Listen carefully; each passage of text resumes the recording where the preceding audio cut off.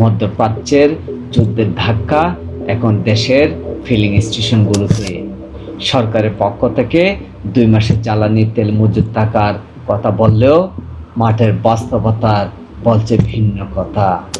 সকাল ৬টা থেকেও লাইনে দাঁড়িয়ে মিলছে না কাঙ্ক্ষিত পেট্রোল বা অকটেন। রাজধানী সহ দেশের বিভিন্ন পাম্পগুলোতে ১২ ঘন্টারও বেশি অপেক্ষা এখন নিত্যদিনের চিত্রে পরিণত হয়েছে।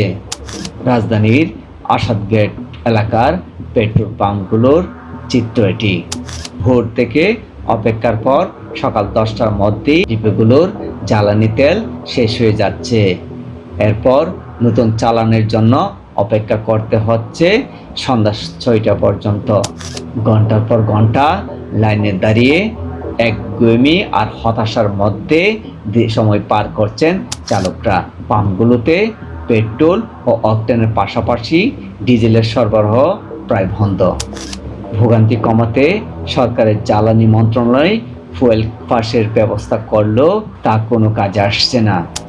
পাস নিয়েও চালকরা প্রায় ৮ ঘন্টারও বেশি লাইনে দাঁড়িয়ে থাকতে হচ্ছে। সাধারণ গ্রাহকরা ৫০০ টাকার তেল পেলেও কার্ডধারী চালকরা পাচ্ছেন ১,০০০ টাকার তেল। এই পাস কেবল ঢাকা মেট্রোপলিটন এলাকার জন্য হয়। ঢাকার বাহিরে রেজিস্ট্রেশনকৃত গাড়ির চালকরা এই সুবিধা থেকে বঞ্চিত হচ্ছেন। এদিকে জ্বালানি তেলের সংকটের তীব্রতা বাড়লেও বিপিসি কর্মকর্তারা মুখ কুলুপ এঁটেছেন। এর আগে এই পরিস্থিতি নিয়ে মিডিয়ার সামনে তারা কথা বললেও গত কিছুদিন ধরে মিডিয়ার সামনে মুখ খুলছেন না তারা।